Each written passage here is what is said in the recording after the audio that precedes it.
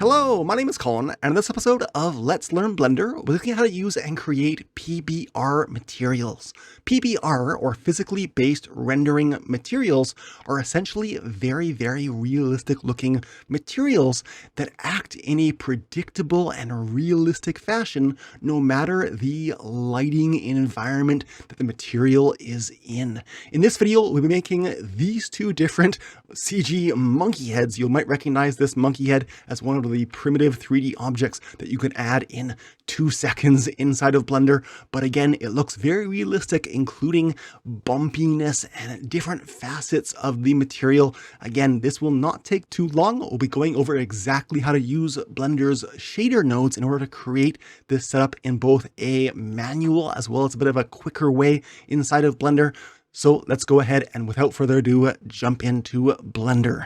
Inside of Blender, of course, we need to have an object that we're going to add a PBR material to. In this case, I'm not going to use my default cube. So with it selected, I will press the letter X on my keyboard and I will click on delete to get rid of the cube. I'll go up to the add menu and of course under add mesh, add a mesh primitive monkey head model right there.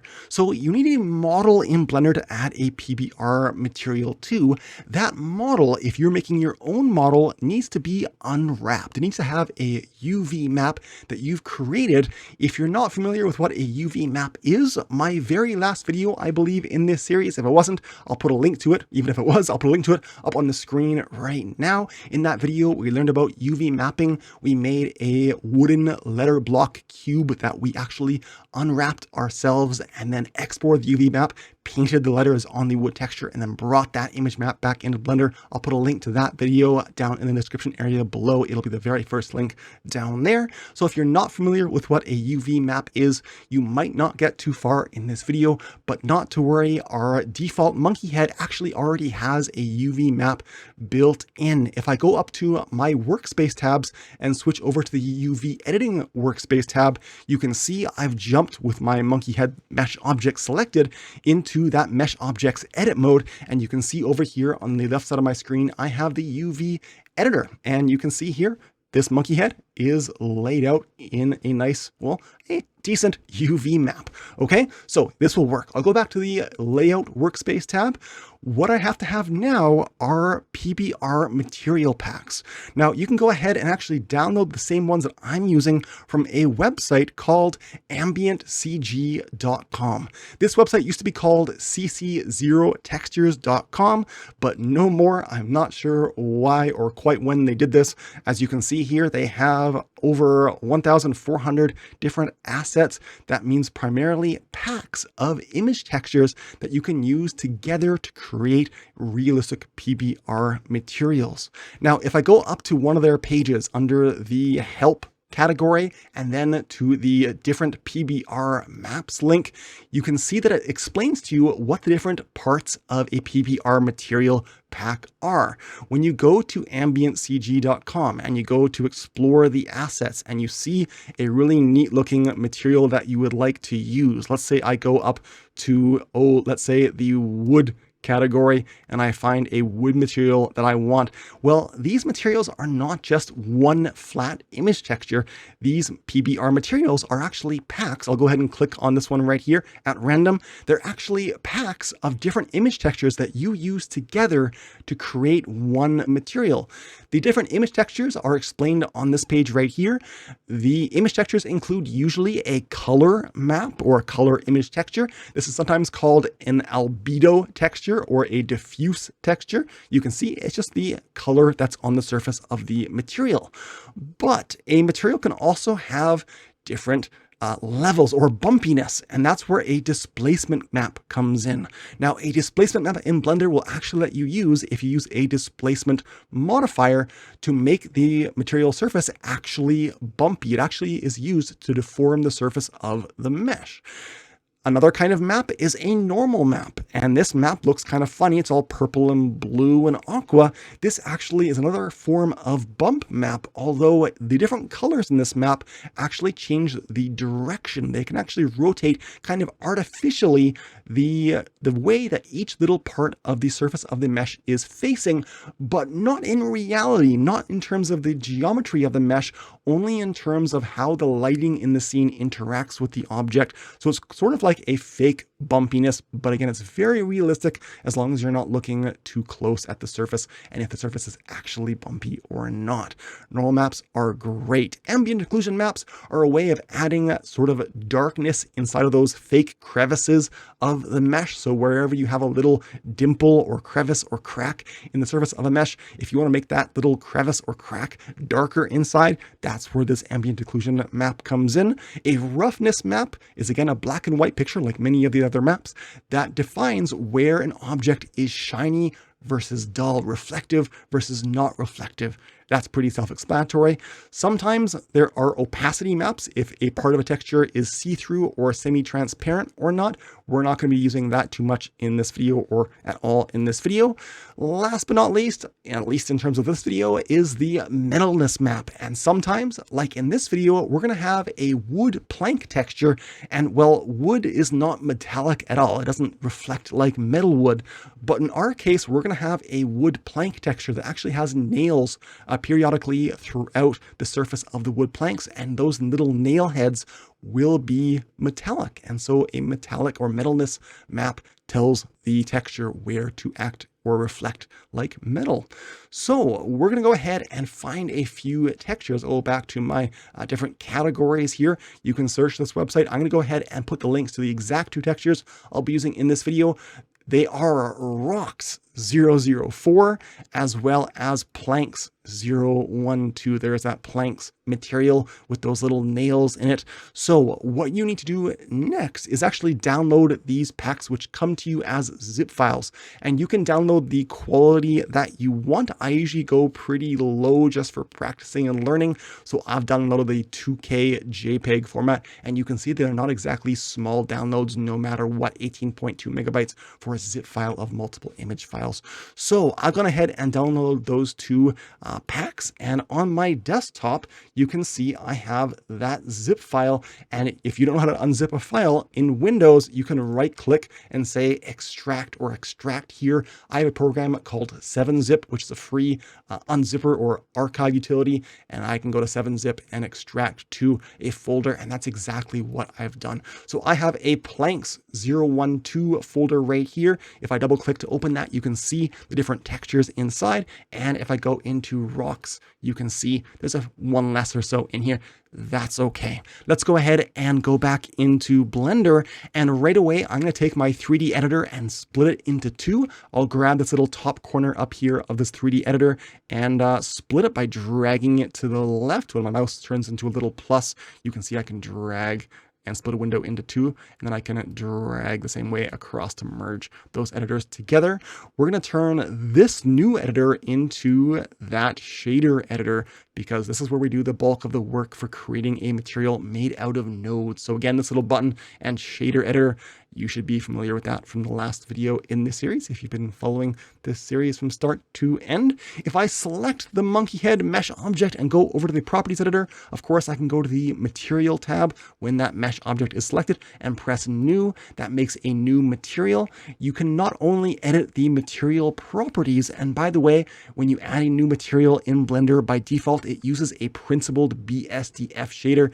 That means that it has lots of options, including for all the different maps that we'll be adding in this video. So let's go ahead and zoom into our nodes. These nodes represent the same material that we just added over here with that mesh object selected. And you can see if I collapse the sidebar and zoom in, the first thing that we're going to deal with right now and get it out of the way is the base color of this mesh. So in order to make a base color that's not just a random color like green. And if I go back to the 3D view editor and change my viewport shading to material preview, I can see green. Of course, I'm going to add an image texture node into the node editor here. So I'm going to go up to add and go to texture and select image texture and click and place that image texture right here. I'll click to place it.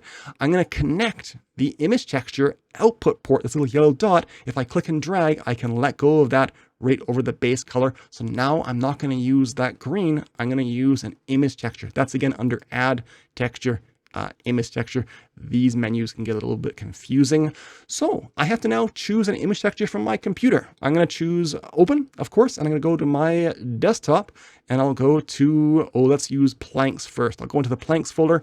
If you do not see thumbnails here, you can change the view of this little open dialog box up here to thumbnails, and I'm going to use the color image map.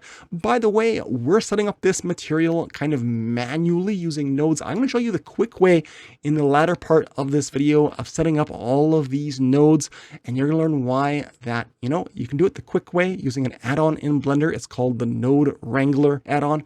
It doesn't always do a great job, and you actually have to fix things more often than not, especially if you're using the Eevee render engine, which I am right now. Under my render tab, you can see it's using Eevee right now, so you have to fix things anyway. So we've added a image texture onto the surface of our monkey head. Our monkey head is still very blocky, so with it selected, I will press Control 2 on my keyboard. Control 2 with your mesh selected adds a subdivision surface modifier. It's right here. It was not here before.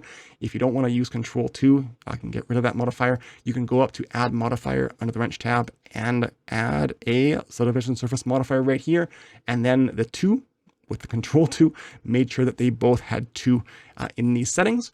Now, in order to use a Displace modifier later on to make the mesh actually bumpy, we'll get to that in a few minutes, you actually need to have a more dense or high poly mesh, and that's where this comes in. Is my mesh still flat? Faced or shaded? Yes, it is. If I zoom in, you can see the polygons here. So I'm going to right click and say shade smooth right on the mesh. And that means it'll look smooth in both ways with my subsurf modifier as well as shade smooth there. So this wood texture, even if I go into rendered viewport shading, does not look very realistic because it is flat. There's no bumpiness. The glossiness is even. It does not look very good. So let's go ahead and add a roughness map. So to do that, of course, I'll go up to the add menu, or I'll press Shift A on my keyboard. I'll add under Shift A texture, image texture. I'll click to place that node right there. I'll go to open, and in my desktop folder, in my planks folder, I'm going to add a roughness, or bring in my roughness map. Again, a roughness map lets you decide or determine where the mesh is dull versus shiny. So that's what this map or image texture is made for. I'll go ahead and open it, and now I'll connect it up to from the color output port to the roughness input port. You might notice that the color output port on the image texture node is yellow and the roughness input port is gray. That means the roughness is expecting a black and white non-color image. And even though we brought in a black and white roughness map image, we have to change this color space down here to non-color. That essentially means black and white, or not to display RGB channels in a normal way, in a normal picture file like we have. So there we have it. You can see now maybe that inside of the little crevices, it's shiny, but on the surface of the wood, it's not shiny. So that's a bit more realistic. But our little nail heads are not shiny. They are not metallic. We happen to have a metallic or metalness map. Let's go ahead and add that. I'll press Shift A on my keyboard with my mouse cursor over here, and I'll add a texture, image texture, of course. I will press open, go to my desktop. You know where I'm going, planks, 012 folder, and I will use the metalness map. You'll see this map has a bunch of little white circles on it because those little white circular areas are where the nail heads are, and that's the only place that the material should be metallic. So I'll select that, choose open, connect the color up to the metallic little input port there. I'll go ahead and reorganize this right now. Sometimes nodes can get a little bit messy. You'll see how we might organize that a little bit later in this video. Metallic maps or metalness maps are not color, so we should change this color space to non-color data. I'll zoom in so you can see that a little bit better. And hopefully now you might be able to see, especially if I had some better lighting, that the nail heads should act or reflect light in a slightly different way than, well, the wood surface. We don't see it too much right here, but in a more dramatic lighting setup, I think it would look and stand out to be metallic there. What else can we do? Well, we can add a normal map, and this is really going to take our model up to the next level in terms of its realism, because a normal map fakes bumpiness, but not just bumpiness up and down like an old standard. In CG programs, bump maps were just black and white pictures that told the surface of the mesh or the material where to be pushed up or pushed down, depending on if the picture, the bump map, was black or white or gray. Normal maps actually can define which direction each little part of the surface faces using those blue and purpley and aqua-y colors. So I'll go up to the add menu. I'm going to add a texture, image texture. I'll click. The normal port is right here. I'll go to my open. I'll go to my desktop. I'll go to planks. I'll go to my normal map. There it is. I'll press open. Normal maps are not sRGB, even though they are color pictures. They need to be considered non-color data. That does not mean black and white. It just means don't treat it like normal channels. We can plug the color port into the normal port, but again, we have different colors here. That means it's not going to work properly until we go and press Shift A on our keyboard to bring up the add menu, and we're going to go down to vector and then to normal map. And so vector normal map will let us add this node here, which I can just drag into the middle of that noodle and click to let it go. You can also connect this all up manually if you want. And now you can see, if I go ahead and zoom in on my mesh, depending on where the lights are, that you can hopefully see some bumpiness. And the way this works is, again, the mesh is not actually, if I go back to solid view, the mesh is not actually bumpy. But if I go back to rendered view, the renderer is essentially faking bumpiness, and it's interactive with our scene lights. So if I move my scene lights around, if I tap G with light selected and I kind of move it closer and I zoom in, you can see that there are shadows. And if I tap G, I have that light selected still, G, and then X on my keyboard, and then move the light back and forth. If I zoom out, you can see that, G and then X.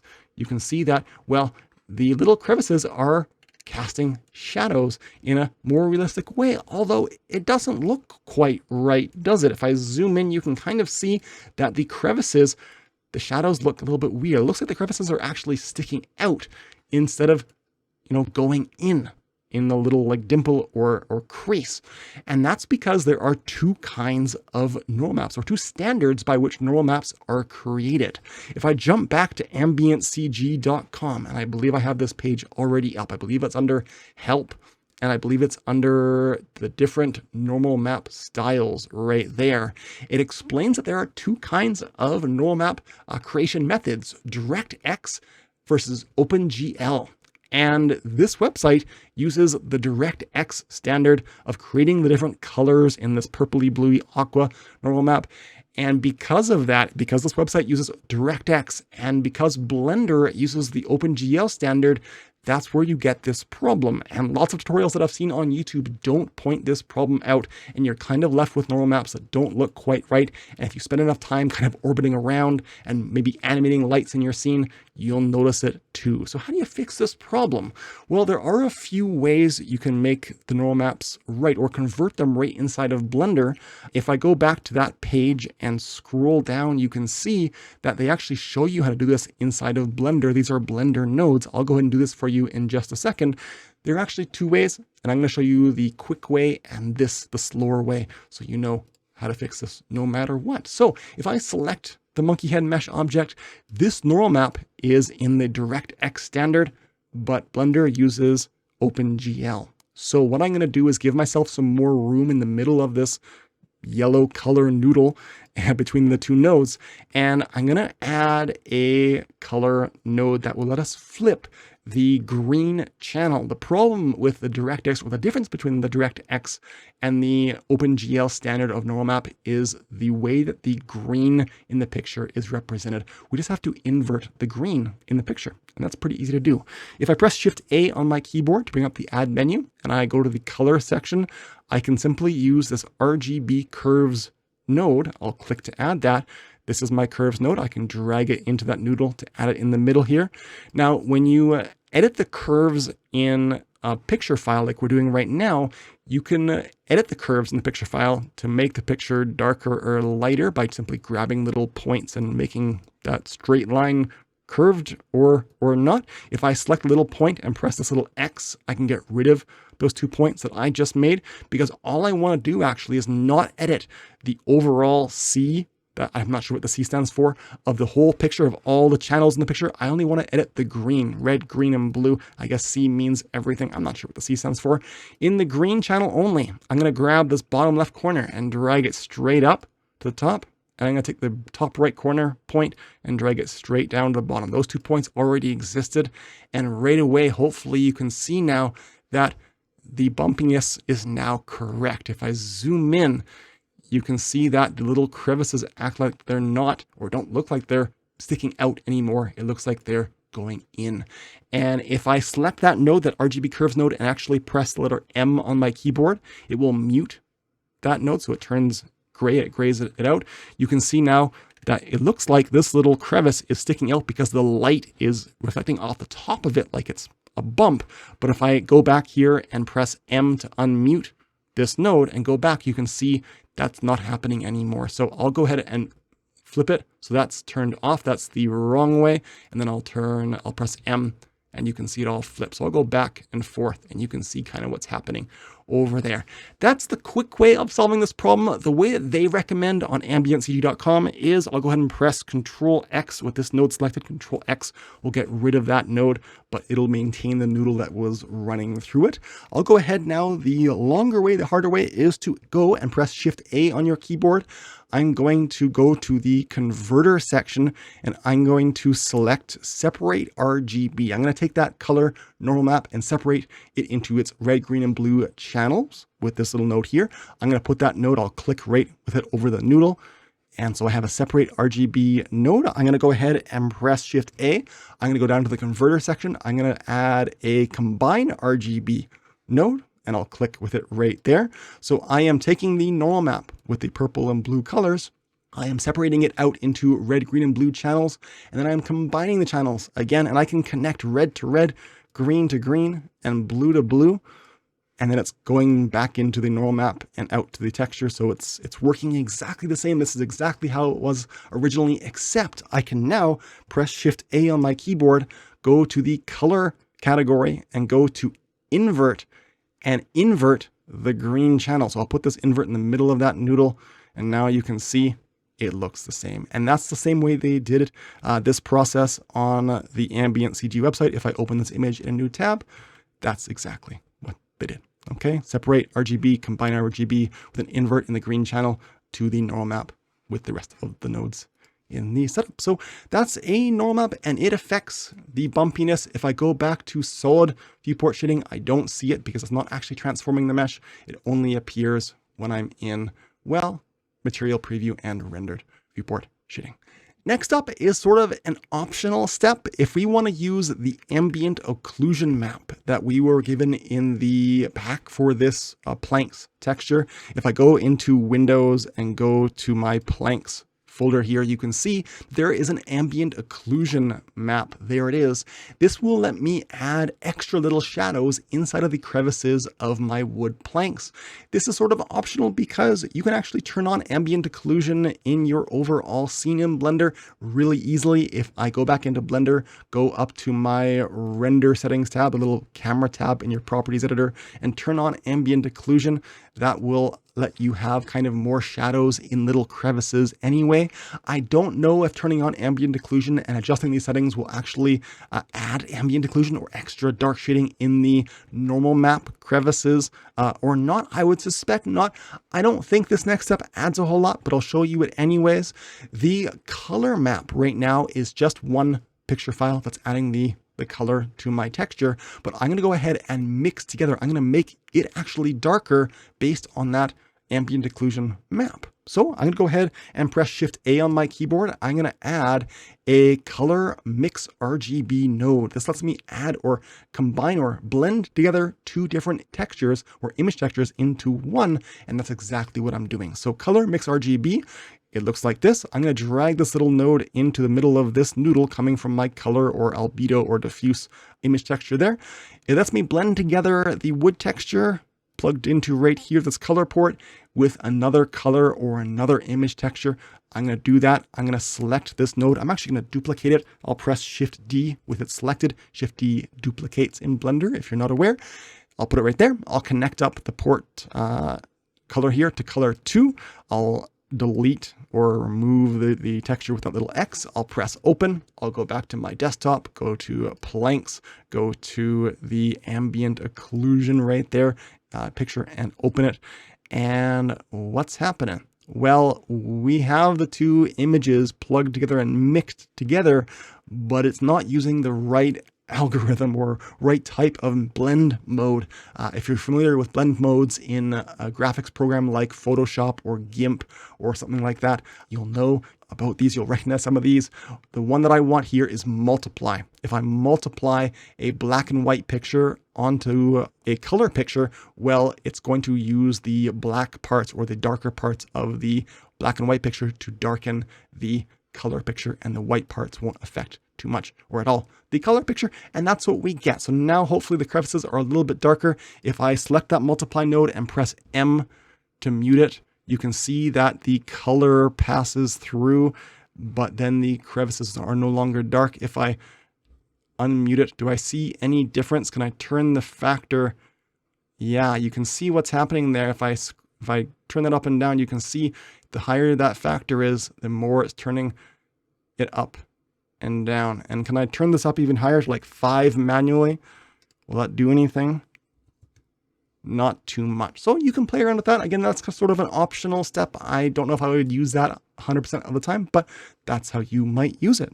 I'll go ahead now and zoom out so you can see all of my nodes, and I believe Control Space on my keyboard with my mouse in this editor will make it full screen. So now if I zoom in and kind of pan over, you can see all of my nodes. And if you want to pause the video to study this layout or remind yourself the different nodes and ports and configurations, that might not be a bad thing.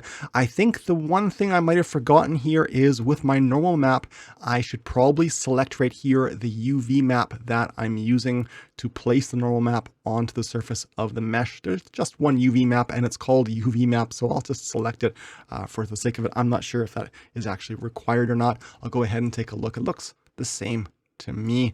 You can use a displacement map, and that's where we're heading next in this video, as a bump map or to actually displace the actual surface of the mesh. And depending on the power of your computer and depending on what you want to do with your model, like if you're making an animation that you want to have actually render out fairly quickly, or if you're exporting to a game engine that's outside of Blender, this next step is not going to be too much for you. But if you're making an animation or a scene that you want to look really, really good, and there is no limit to how much time you're willing to wait to render out your scene, you may want to actually have an image texture displace the surface of your mesh. But that requires having a very, very, very high resolution mesh or high poly mesh. At the beginning of this video, I selected the monkey head and I went to my wrench tab and I added the subsurf modifier right here with 2 subdivisions for both the viewport display as well as render. If you want to use a displacement map to make the surface of your mesh actually bumpy, you're going to have to turn these quite a lot up. We'll get to that in just a moment. But first, we do still have in that folder the planks unzipped folder, a displacement map. And this map will be used to push the mesh up and down, but we can use it as a bump map as well. Let's go and show you that first before we get to taxing my computer too much. A bump map is a node that you can add. I'll go ahead and zoom in on my normal map because if you're using the Eevee render engine, this displacement little port here, whereas if you were using the Cycles render engine in Blender, doesn't work the way you would expect. So what we're going to do instead is use a bump map node down here. I'll press Shift A on my keyboard, go to Vector, and I believe it is bump right here. That is again under Shift A, Vector, and Bump. And I'm going to, with this node, you can see here, it lets me plug a normal map into here and export a normal map out. So I'm going to actually take this bump map and place it right there in the middle of that noodle. And now I can use the displacement map as the height of the map. And that will kind of let me blend together a bump map that's black and white with a normal map, and it will kind of enhance the overall look of the bumpiness. So I'm going to go ahead and press Shift A on my keyboard. I'm going to add a texture, an image texture right there. I will click, I will plug the color port into the height port right there. I'll press open. I'll open up from my desktop from the planks folder, the displacement map right there. I'll press open image. If you can't see the whole name, I can go back to list details view, displacement right there, open image. And I will change this to non-color data color space. And as you can see, if I zoom in, my monkey head got a whole lot more bumpy, too bumpy. So I'll turn the strength down. And if I keep turning it down, you will see that it's still using the normal map, right? It's still bumpy, but I can turn the effect up just a little bit, and that will add an extra level of detail. And this displacement map does not need to get fixed at all because it doesn't have that same OpenGL versus DirectX problem with different colors in the green channel. It's just a black and white picture, and this is how you might go ahead and use it. But if you want to make your mesh actually bumpy, then you will need to use another modifier. It's called the Displace Modifier. So with my monkey head selected under the wrench tab, I'll go to Add Modifier. I'm going to add the under Deform. It's under this column here, Displace. And if you add this modifier, it needs to be after or below your subdivision surface modifier. So you're smoothing out your mesh, you're making it higher poly, and then you're going to displace that higher poly mesh. The higher poly you have, the better it'll work, but don't turn these up without saving or making sure you have a very, very powerful computer if you go beyond about 5 subdivisions for your levels viewport at least. To use this displace modifier, we need to give it a texture. And by the way, when you add it, look what you get. You kind of get a Michelin Man. It gets all puffed out. And that's not obviously what we want. We need to give it a texture. And in Blender, textures are kind of a weird thing. If you're not making a node that brings in an image texture, textures are actually a tab down here. If you switch down to this tab with a mesh selected, you can actually make different types of textures right inside of Blender. There are displace textures. There are textures for brushes and brush masks. I'm not going to go over those in this video, but under the wrench tab in this little displace modifiers settings here, we can make a new texture, which actually makes it down here by pressing new. And then it makes a texture. I'm going to call this wood disp and press enter. I can enter and type my name in there and press enter. I'm going to change its coordinates, not to local, but to UV, because we're using a UV map, of course, to put images on the surface of our object. And the UV map is just called a UV map. Now, I have a texture. It doesn't have any actual texture in it, though. It needs the image texture that I'm going to give it this displacement map. I could jump down to this little checkerboard tab to edit the wood disp texture I just made, but I could also just click on this little settings tab here, and that jumps me, again, under the wrench tab. I named it here. This little button will jump me down to this tab. Hey, it's a little shortcut for you. The default type of texture is image or movie. That's wonderful. That's what I want. I'm going to press either open down here under the image section, or I can just press right next to the open button right here and choose one of the pictures I've already brought in. I'm going to choose displacement. And you can see now that, well, my mesh got kind of bumpy in a different way. I'll go back to my Displace modifier and I can change the strength. That's the problem right now. The strength is way too high. So I'll turn it down and you can see if I go negative, I get bad results, or too high, I get bad results. But I'm going to turn the strength. If you hold shift and click and drag, you can go slower and you can kind of see what's happening over here. I'll make this bigger on my screen. It's actually, if I hold shift and drag, making it bumpy, kind of where it should, but it does not look very good. In fact, if I go to solid viewport shading, you can kind of see what's happening. It's making it bumpy, but it's very low res. And that's because, again, 2 and 2 for subdivision surface is not enough. Our mesh is too low poly still.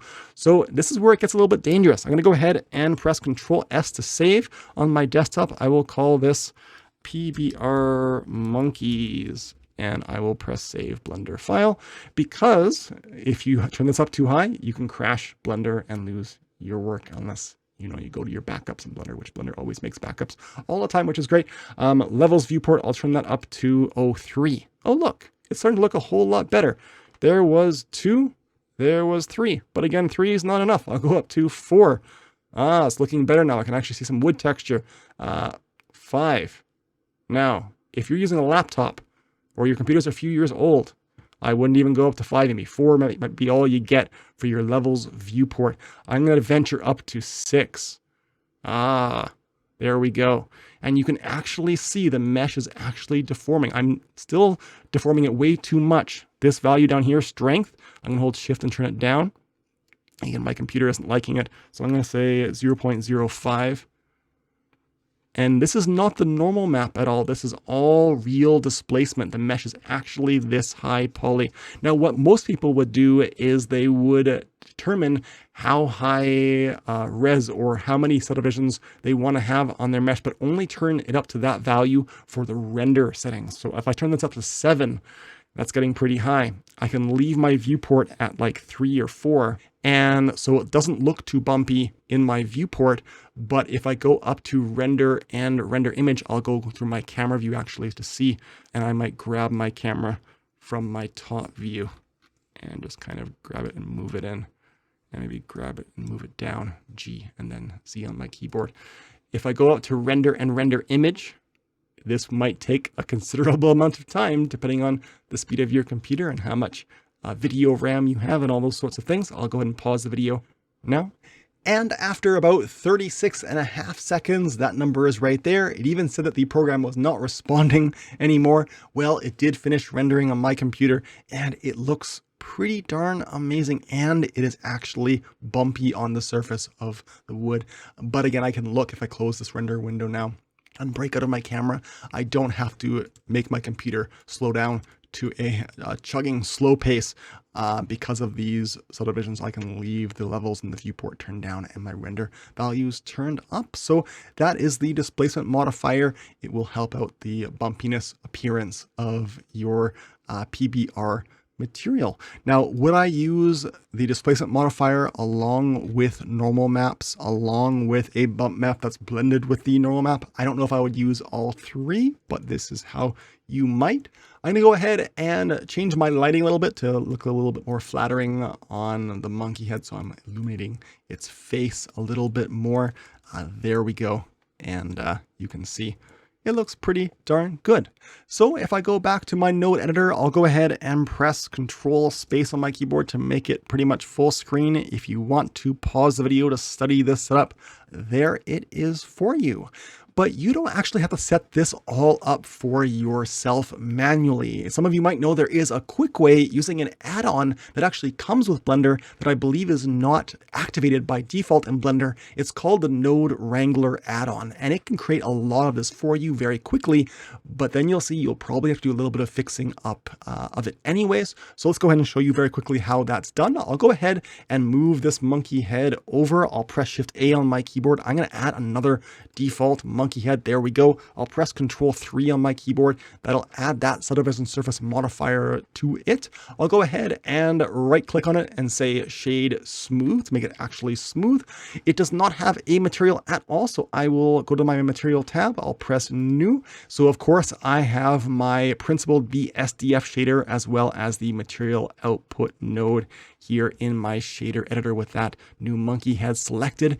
I can now enable that Node Wrangler add-on. So I'll go up to the Edit menu. This is where Blender's preferences are. So Edit Preferences. And then under the tab at the side, we have Interface, Themes, Viewport, all the way down to Add-ons. If I go to the Add-ons tab and I search for Wrangler, W-R-A-N-G-L-E-R, you'll see that there is an add-on called Node Wrangler, or Node Wrangler, and I can enable it. I already had it enabled for me already. Once you enable it, you might want to go to Save Preferences, although I have autosave already turned on. I'll save it anyways. I'll close Blender's Preferences, and now I can use a bunch of keyboard shortcuts, or one really that's important to auto setup. Blender will actually let me set up, or that add-on will actually let me set up the principled BSDF with all those nodes pretty much automatically. So with this node selected now on this new monkey head, if I press Control-Shift-T on my keyboard, you can see now I get an open dialog box. And this is brought to me by the Node Wrangler add-on. That Control-Shift-T is only active with that add-on enabled. If I now go to my desktop and go to the rocks folder that I unzipped earlier in this video, and I will just see what all of those look like, I can actually select all of them. And because they all are named in a fairly appropriate way, they all contain words that indicate to Blender what each one is for. So color, normal, roughness, ambient occlusion, displacement, and I select them all and I press Principled Texture Setup. I believe that's what that says. Well, you can see what happens automatically. They all get plugged into kind of the right spot and they get grouped a little bit. I'll talk about that in a sec. So if I zoom in here, you can see that the base color is this rocks, and I'll just go and see what it is. The rocks for 2K color.jpg, it's plugged into the base color. It did that one right.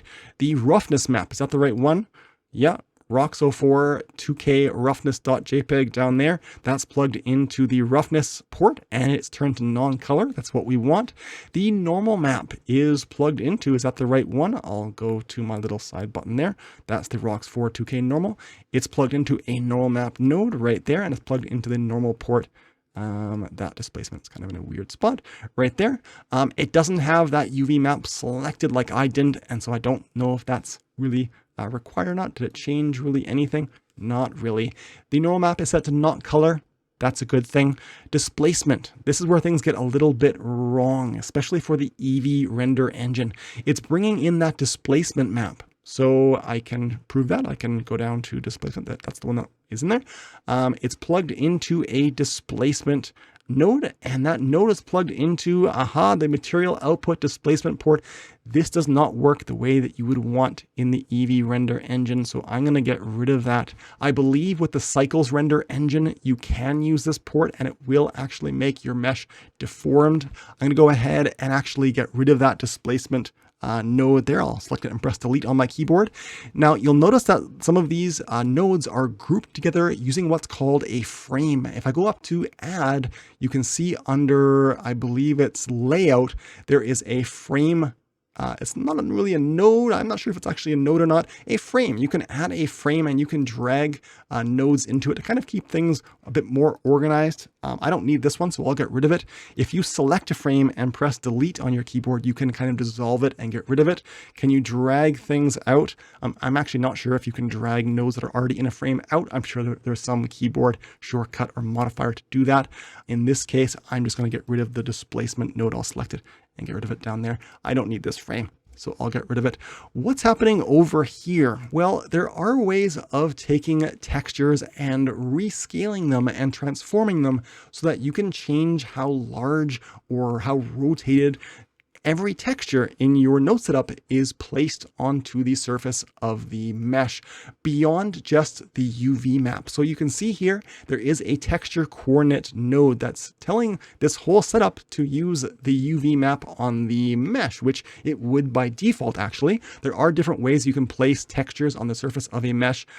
There's generated normal. I'm not going to go through these, but you can see here the setup is telling the UV map to pass through this mapping node, which lets you transform any textures in different ways. If I change the scale of the textures, well, because they're plugged into the vectors of all these different image textures, you can see if I change the scale on the x-axis to, let's say, 3, and the y-axis to 3, well, because this is a 2D set of pictures that we're putting onto the surface of our 3D object, we only need to use X and Y to scale those textures down or up. In this case, we're making them all 3 times as compact, or I could say 0.5 and 0.5 to make the rocks gigantic on the surface. And that kind of modifies the UV map. So I'll go ahead and change those back to 1 and 1. I'll leave Z alone. I should note that if you use this mapping node to transform where all of your textures are on the surface of a mesh, and you're also using the Displace modifier under the wrench tab, you're making your mesh surface actually bumpy. Well, because the Displace modifier is not part of these nodes, the mapping will not line up. Your bumpiness won't line up with your actual textures, including your normal map, if you've changed the mapping using this node here. So that can be a little bit tricky. You will notice that the normal map has not been corrected. The Node Wrangler add-on, I believe, when you use Control-Shift-T, does not recognize whether or not a normal map uses the DirectX versus the OpenGL standard. So right here, my normal map is being plugged into a normal map node, but we're not converting it. So I will press Shift-A on my keyboard, of course. I will go to Color and then to RGB Curves. When I add that node, of course, I want to use it to edit the picture before it goes into my normal map Principled BSDF shader. I'm going to change the green channel to be inverted like we did before. And now my rocks look more realistic, given that the light is coming down from the top of this scene down onto the monkey head. The shadows are now cast, hopefully, in the right way based on a bumpiness that would, cause those shadows to be on the bottom of those little rocks. If I want to make the rocks smaller on the surface of this monkey head, well, I could go and use that mapping node right here and change the scale to, let's say, 5 and 5 for the X and the Y. Or I could go back and reset those to 1 and 1. I could go with that mesh selected to my UV editing workspace, and I could simply zoom out on my UV map and press A to select all of the UV map. And I could tap S on my keyboard to make it bigger or smaller. And because maps generally always tile, and because we're using AmbientCG.com and the textures do all tile, I believe, very nicely, it won't matter that our texture is outside of the square. It'll just repeat in a nice way. So if I make this quite a lot bigger and then go back to layout, you can see that the rocks, again, are small on the surface of the monkey head. You can see in my node setup that it did not add the ambient occlusion setup with the multiply mix node that we use to make the little crevices darker. It didn't recognize that image texture. It didn't even bring it in. That's okay. It didn't use the displacement map as a bump map. It didn't combine it down here with our normal map. That's okay. I think I'm going to speed up the video. I'm going to very quickly add that displace modifier and make this mesh actually bumpy. I'll speed that part of this video up now.